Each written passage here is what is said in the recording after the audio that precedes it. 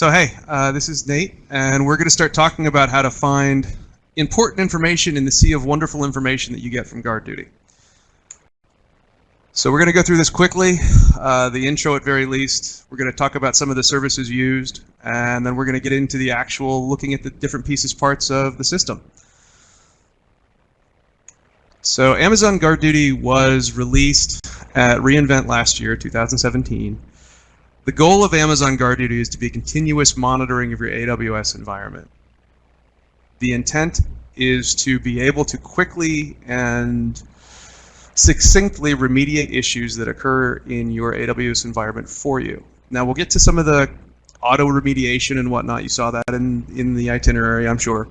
But what that actually means is that we have GuardDuty that's acting, and GuardDuty is a system, again, that continuously monitors the environment through a number of pieces of information. We'll talk about that in a little bit too. But from there, we actually start to use CloudWatch events and CloudWatch rules, and in this demo, we'll actually see some CloudWatch dashboard as well. To do that, we have to use Lambda events. So what's going to happen here is that we're going to have a GuardDuty finding, which is what we call our needles. So the GuardDuty finding will kick off, and we'll go ahead and we'll actually see an event occur. And then when that event occurs, the Lambda function will fire, and the Lambda function will go ahead and put some information into our CloudWatch dashboard. So we're going to talk a little bit about GuardDuty now, and let's move on. So enabling GuardDuty. Enabling GuardDuty is really horribly simple. It really is a one-click type of a thing. You'll end up, I guess it's a couple of clicks if we're being entirely honest. You've got to go to the services screen, and you've got to click on GuardDuty, and then you've got to click Enable GuardDuty. It is really an amazing service to enable. Keep in mind that you do get a 30-day free trial when you click on GuardDuty, and there's a couple of reasons for that. So we're going to start talking initially when we talk about GuardDuty about some defined pieces of information that it will use to figure out whether or not there's an issue with your account, whether or not it's looking for a threat, whether or not it's finding a threat rather. And these pieces of information generally are called definitions, and we'll talk about some of those definitions sort of the middle of this presentation. But it's important to know that after that 30 days is really where the machine learning kicks in. So initially we're looking at those kind of predefined items, and after that first 30 days then we're looking at some of the machine learning types of things, and we'll talk a little bit about that later too. So continuous analyzation. Totally cool idea, really great implementation here. What we're really working to do is to watch CloudTrail events, VPC flow logs, and DNS query logs all the time. And we're trying to get that information back to you as quickly as we can.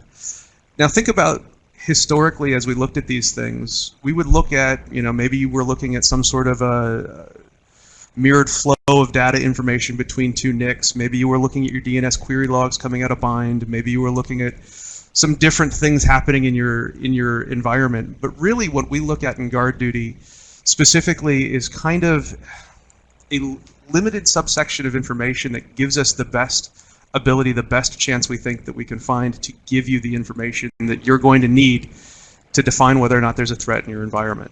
So we're going to use VPC flow logs first. Now it's important to know what VPC flow logs are. VPC flow logs are not a packet capture.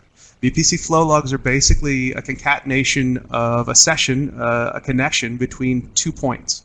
Now that can be 2 ENIs in your VPC, that can be 2 ENIs in 2 different subnets, a whole bunch of things. Or it can be an ENI, an elastic network interface connecting to an outside system. Now that can be important obviously because if somebody's trying to exfil information from your data, from your VPC, that's a problem. We need to know about that. And kind of on that note, we're going to start looking at some DNS logs too, because as things start to change in an environment that's production, that's supposed to be appropriately static, that environment is going to start making DNS calls out to outside hosts. And as those calls get made, we can actually see potentially some data be exfiltrated just through the DNS call. That's kind of an interesting way to exfil data here. We're going to see some of the GuardDuty findings as we look through this that will actually show that data is being exfilled through the DNS query itself. And finally, CloudTrail events. Now CloudTrail events is a different switch, right? We've got VPC flow logs, we've got DNS logs. Those are both kind of networky things, right? And now we're going to talk about CloudTrail events, which is kind of an AWS account sort of a thing. So it's not really a networky thing. So we get this kind of weird, dichotomy thing going on here.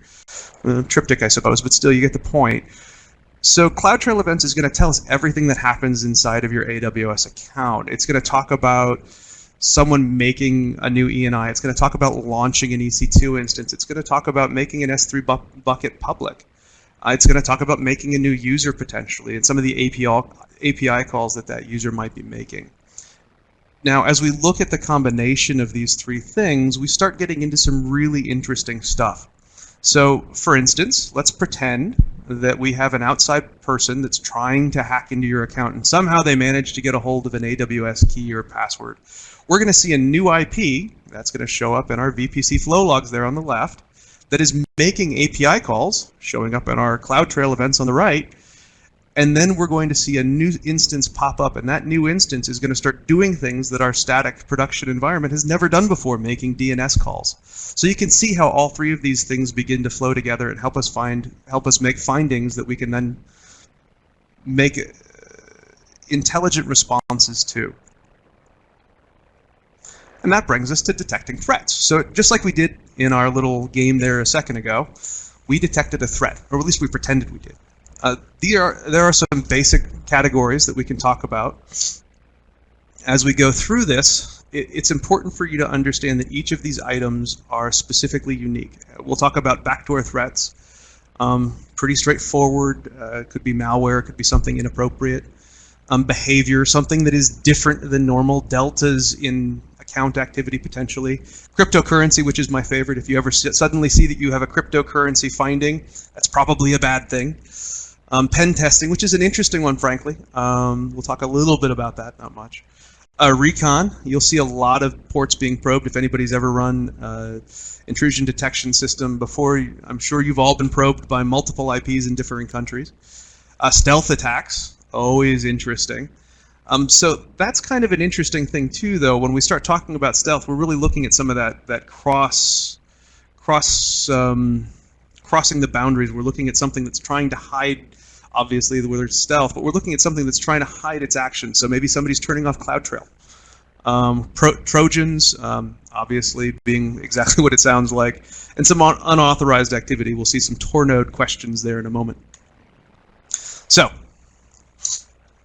we're going to talk about, specifically in findings, what they look like. And as we look at a finding, keeping in mind that we're looking at something that's happened in your environment, we need to talk about what that finding actually is. Now, if we look at the left, we're actually going to see a piece of a GuardDuty screen. This is actually a finding inside of GuardDuty, and we're going to see that instance IE2F and etc. is performing an outbound scan, which is probably a bad thing. So it's trying to do a port scan against a remote target. If your system has never done a port scan before and you are not a penetration testing company, this is probably not a good thing. So we're going to note that the severity of this is medium. It could be an okay thing. Maybe it's not a horrible thing, but it's not okay normally. This isn't normal activity, right? We're going to see how many times this happened. Now, as we talk about doing things that would help us detect threats, if something happens once, maybe it's a fluke, right? And I think we've all heard this analogy before. If it happens once, shame on you. If it happens twice, shame on me. So if we start seeing things happening more than once, that can be something that we can act on as well.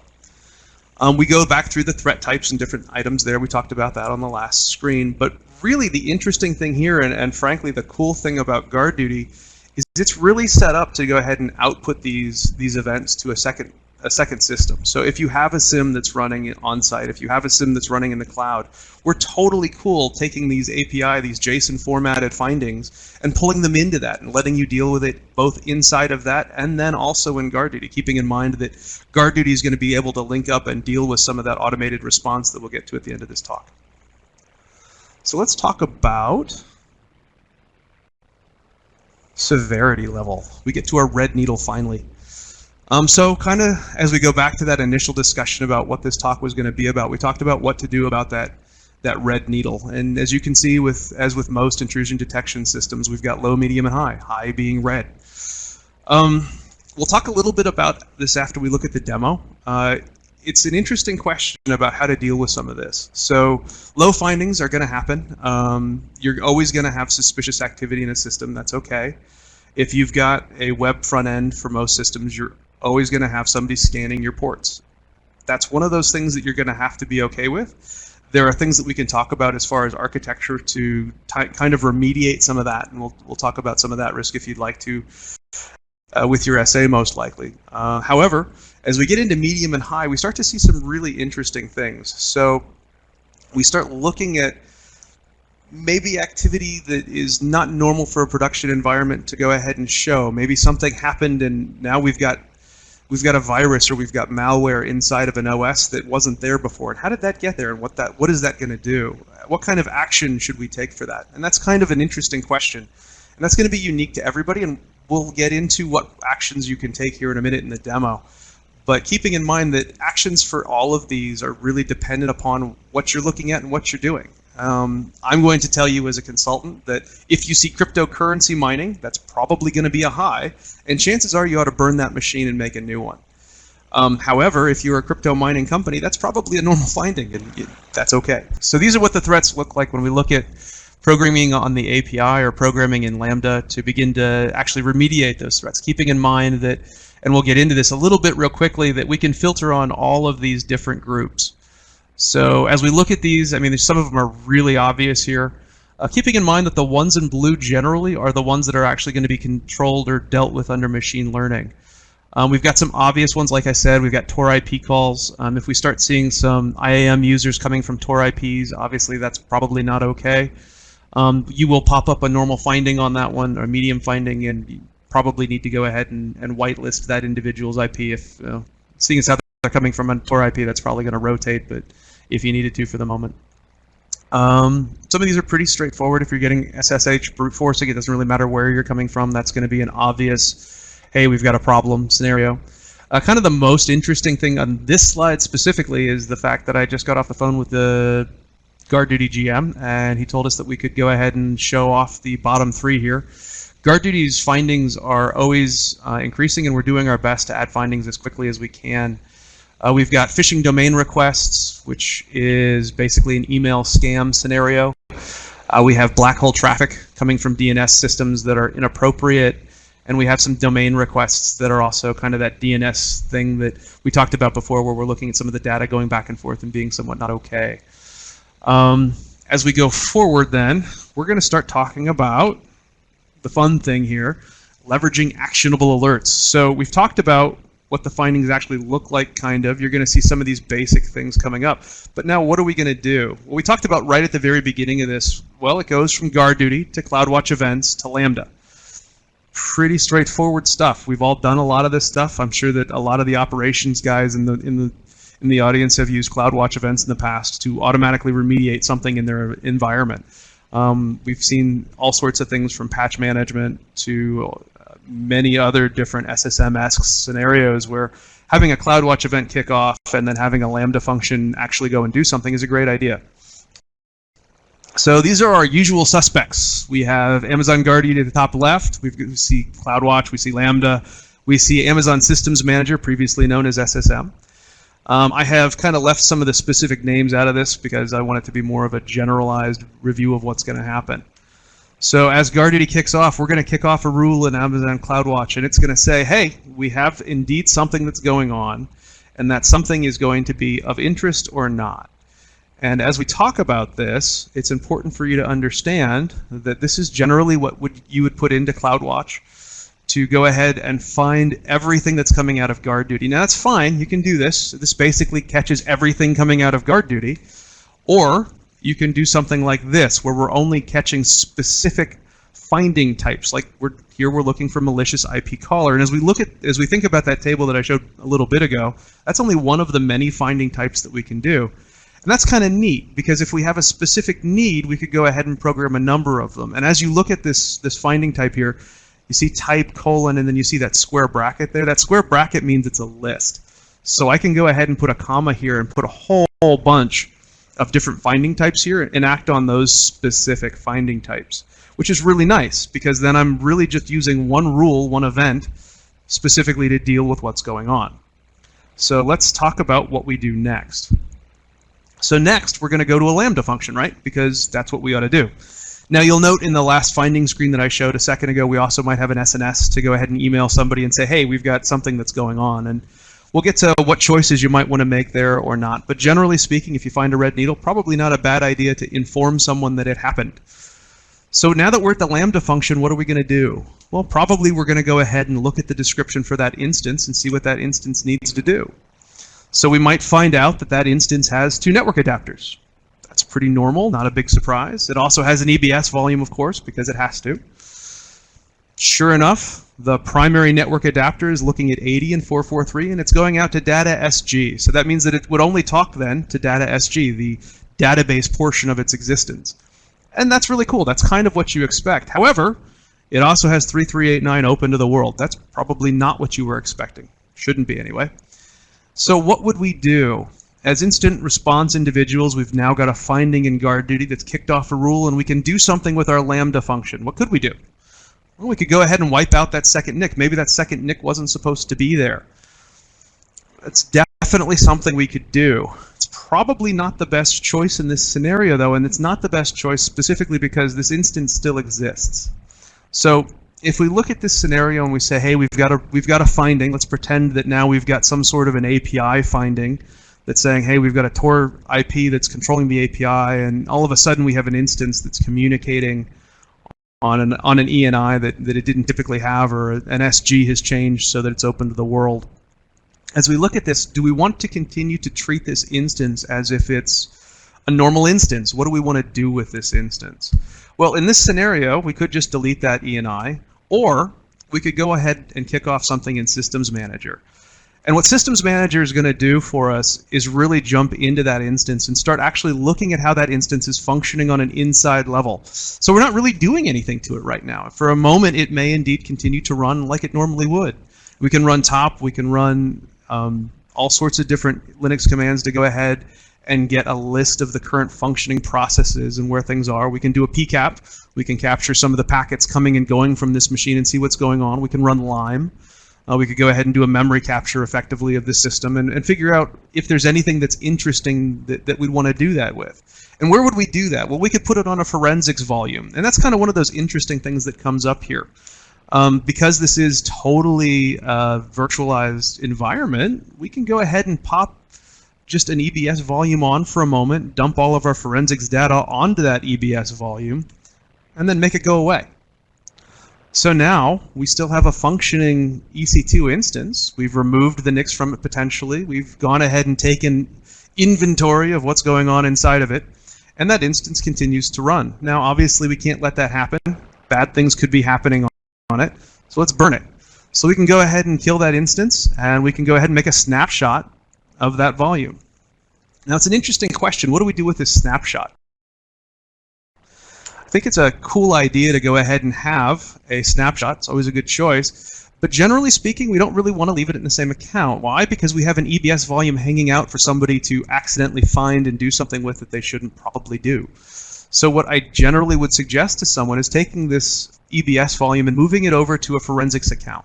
Always a good choice, always best practice to try to segment things that you think might be in some way, shape, or form contaminated to a different place, a different account, so that only people who know what they're doing in the forensics account can interact with that potentially contaminated volume. So we'll go ahead and copy it over there.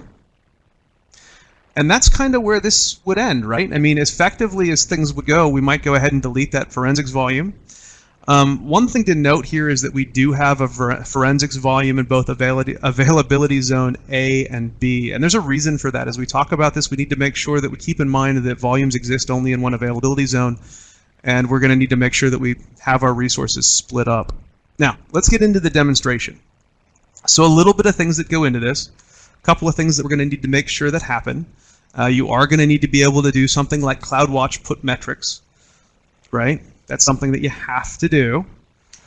And we're going to need some sort of an IAM role specifically for the Lambda policy.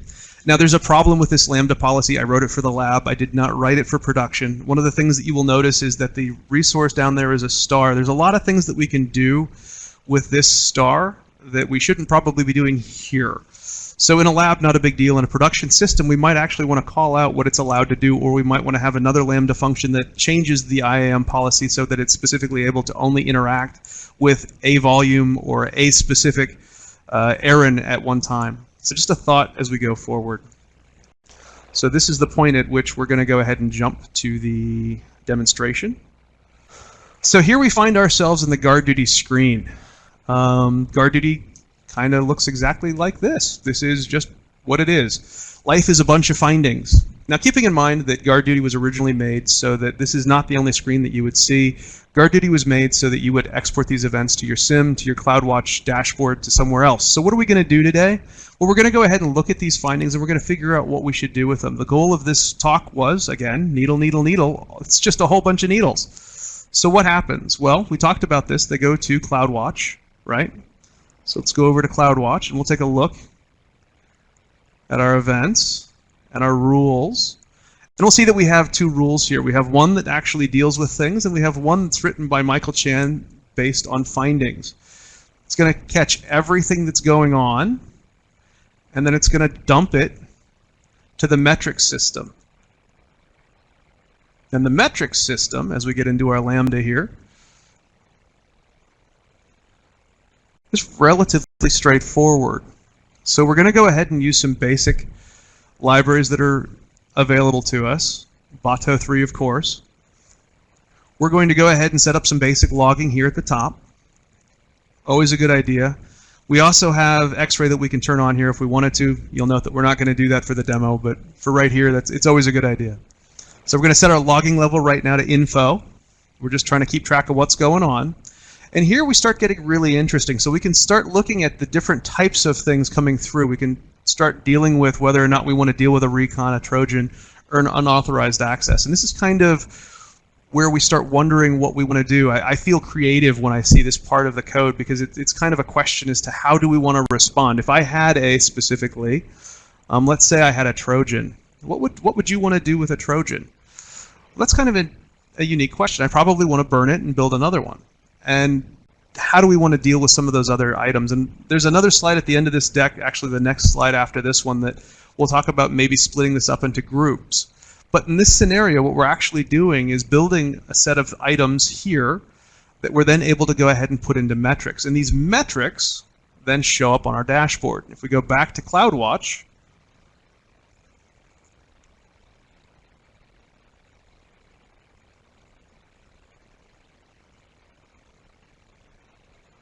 we can actually see our metrics over the past week.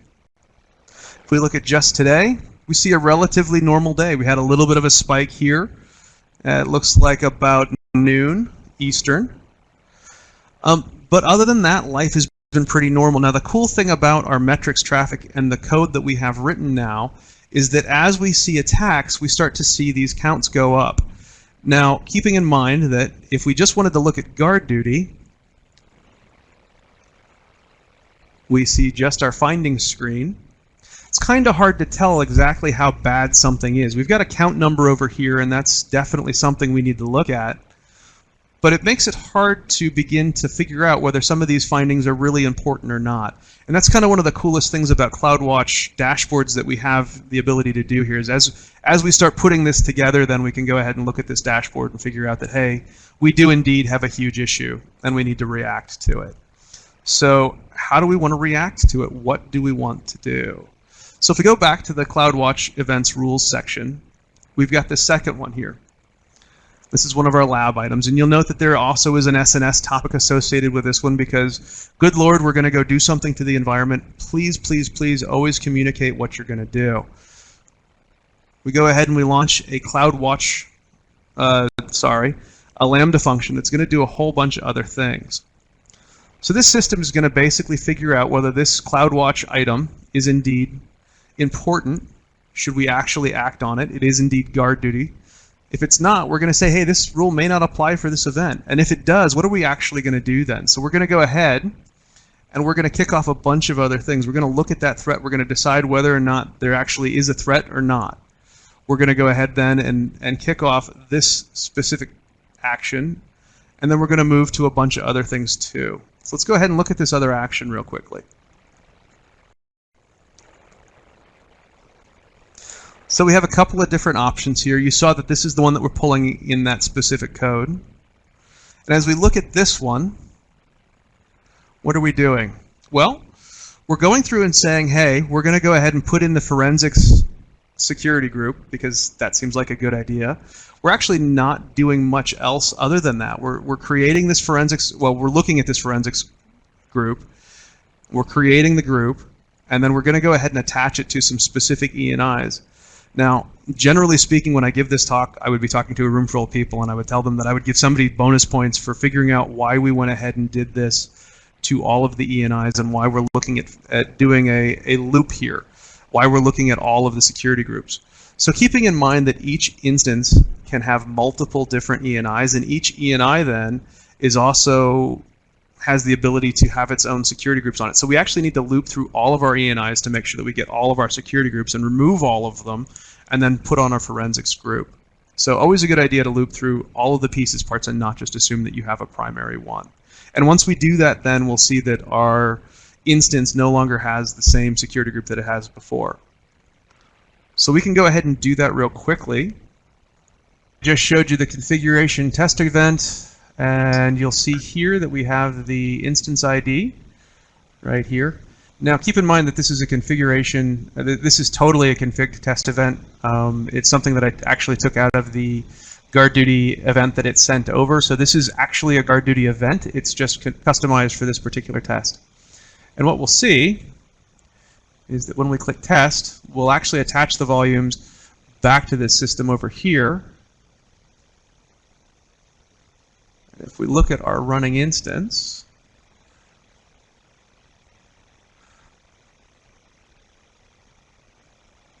neither of them now have the block device.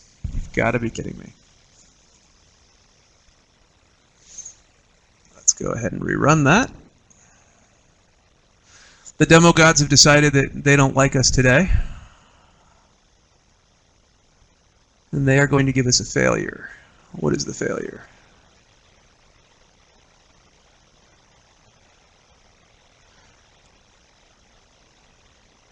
So we're getting an invocation does not exist. So what we're going to do is, for right now, we're going to comment this out. Figure out that later.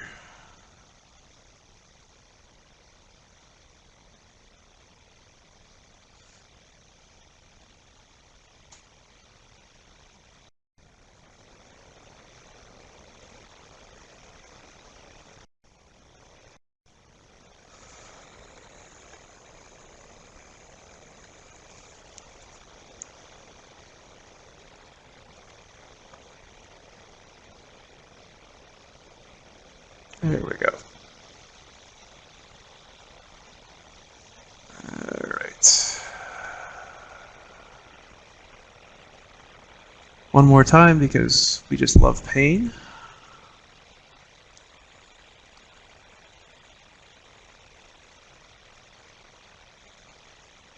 All right. So the forensics volume is currently unattached. Lambda, make sure it's actually going to attach the volume.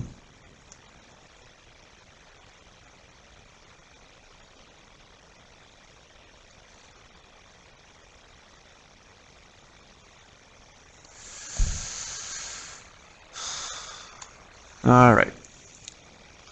So we're going to take it from the concept of, hey, we're looking at this, and if we go down to the very bottom here, you can actually see the instance ID and a couple other informational pieces about this. This is actually the GuardDuty event that comes out of GuardDuty, goes through CloudWatch events, and then into the Lambda. So this is copy and pasted effectively from that. You can get that from GuardDuty, or you can get that from the CloudTrail.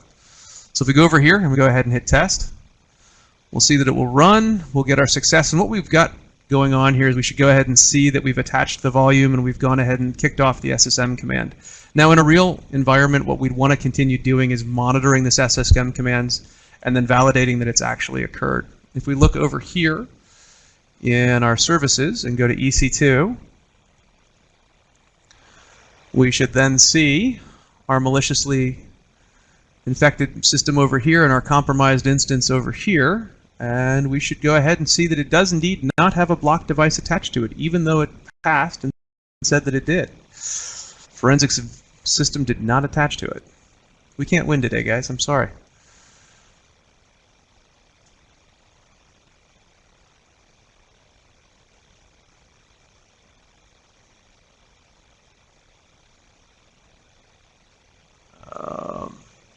Okay, I feel a little bit like Groundhog Day. I would swear we just did this. That's really scary. All right, going back to configuring test events, we talk about this. I cancel. So, and as you can see here, what we're going to do is go ahead and attach the volume. We're going to print the result of that attachment. Then we're going to kick off an SSM command. And this is really the memdump SSM script. You can see that we've also got a packet capture script there too. We're not going to do that today.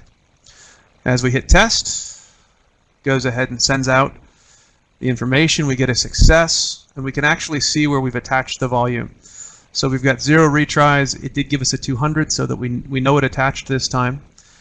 We can see that we have parameters. All of this is good stuff. Good stuff to see in CloudWatch, or CloudTrail rather. And as we go over here, then we can see that in our EC2 instance,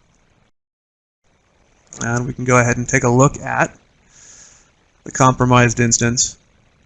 You will see that we now have the block device actually attached to it. Now, it's an interesting question as to why we're actually attaching the block device in Lambda as opposed to using the API or the CLI out of this instance. And the reason is, to do that, realistically, we don't want that instance to have anything other than the limited amount of stuff that it needs in SSM. So we've got an SSM connection to it, and that's about it. That SSM profile here, this IAM role, is not allowed to add this specific forensics volume. The only thing that's allowed to add this specific forensics volume is the Lambda system itself. So we don't want to elevate the privileges of a compromised instance. Keep that in mind. We want to go ahead and use the permissions of the Lambda function to go ahead and attach that specific volume back to this instance.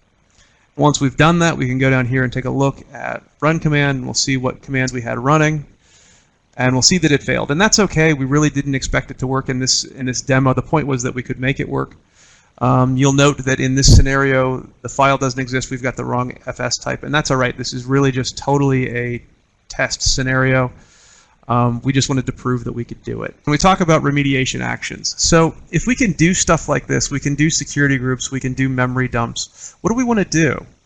If we wanted to do this, what would it really look like? Shoot.